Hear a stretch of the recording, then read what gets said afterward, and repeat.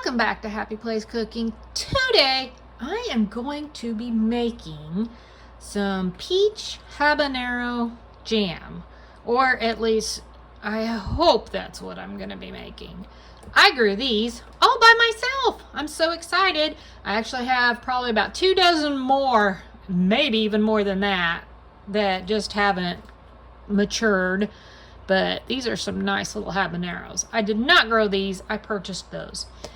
I am going to make this. This is going to be a small batch. I am testing the waters because if I do end up with 2 dozen habaneros, I'm probably going to try to do some strawberry habanero jam and maybe some like blackberry habanero jam or something like that. Starting with peach. Just want to see how it comes out. First step is I got to peel these. Just going to take a vegetable peeler here and peel that layer of skin off. Don't want that in my jam. Now that I have those all peeled, I am going to slice these up.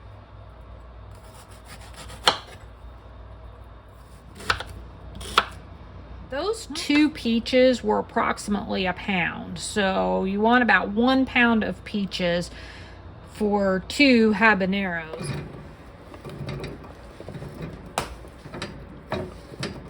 All right, as most of you know, you are not supposed to exactly touch the habanero as you are cutting it up, because then, if you rub your eyes or whatever, you're going to get that heat in your eyes, and that can last for quite a long time. I do not have any gloves, so I am cellophaning my hands and going to try doing it that way and hope that I do not get anything on my hands that I accidentally rub in my eyes later. Alright, I want to get this out. Need all these seeds and this core stuff out of here. It smells pretty strong. I mean, I can smell the pepper.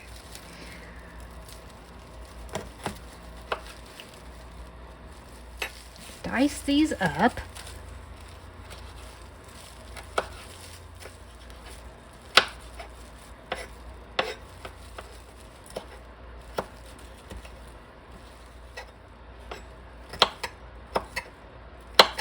Okay, now I'm going to add this part to my pan.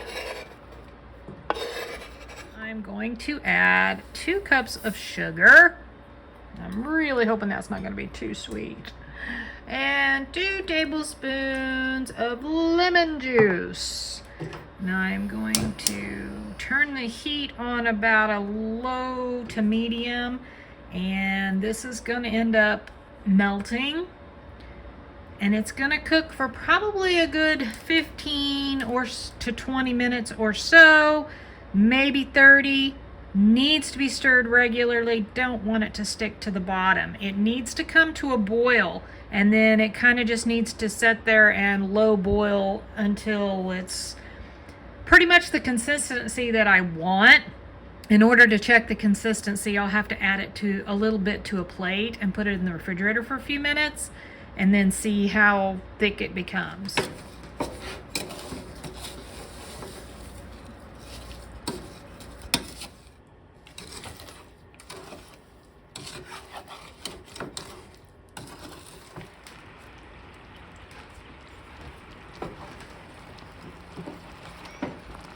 I stuck a little dish in the freezer for a few minutes, and I just took, and rather than putting some of this in the refrigerator, I just took a drip of this and put it on the little dish.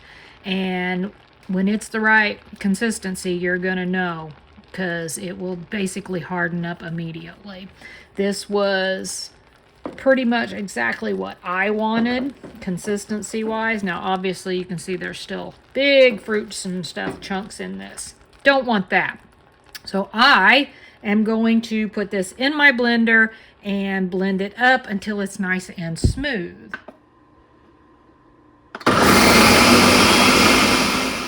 Now, you do not want the heat from that causing the top of your blender to explode off. So if you start seeing steam come out, you might want to stop and vent a little bit. Okay, I've got a couple of little jars here. I'm not sure how many I'm going to need.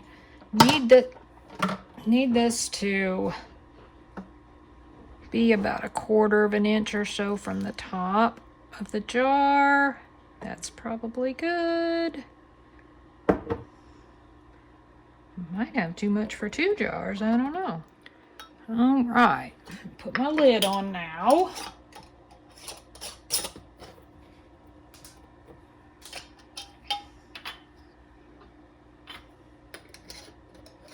Okay. Just nice and hand tight. Flip them upside down. And leave them. When they cool, flip them back over. Stick them in the refrigerator. They should last about a month, maybe a little longer. Okay, I've got just a little bite of bagel here. I'm just going to dip that in there. You can see it's already thickening and it's not even been in the refrigerator. This is still warm.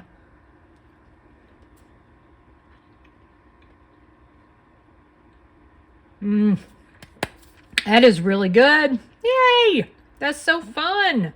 I think that was fun to make. It tastes really good.